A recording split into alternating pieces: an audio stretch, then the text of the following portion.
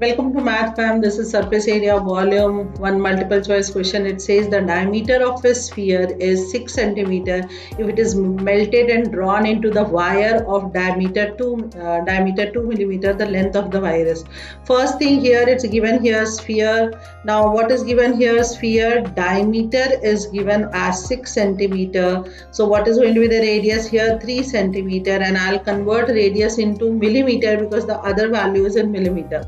So 1 centimeter is 10 millimeters, so it will become 30 millimeter. Sphere is melted and converted into wires, and wire is always cylindrical in shape, right? So here I need to find out the height or length of the cylinder. So how do we do it here? You know that the basic here rule will be volume of sphere will be equals to volume of wire, which is cylinder in shape, right? And height is unknown there, so we can write down here pi here r square h will be equals to, what is the volume of sphere? 4 by 3 pi. Make sure you are not writing same radius because radius is going to be different here, because what is the cylinder here? Diameter is given 2 millimeter, right? So what is going to be the radius of this wire? It is going to be 1 millimeter, right? So here radii is different.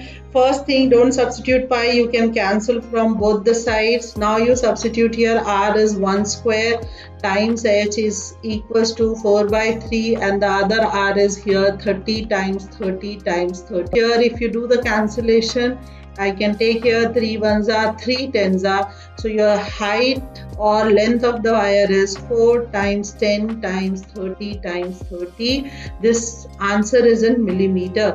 Now if you see here the option, it's given in meter, so I'll do the conversion here. So for 36, so it is 36,000 millimeter. Now first you convert millimeter to centimeter, your one of the zero will be gone, so it's a 3600 centimeter, and centimeter to meter you will remove these two zeros, so the answer will be 36 meter.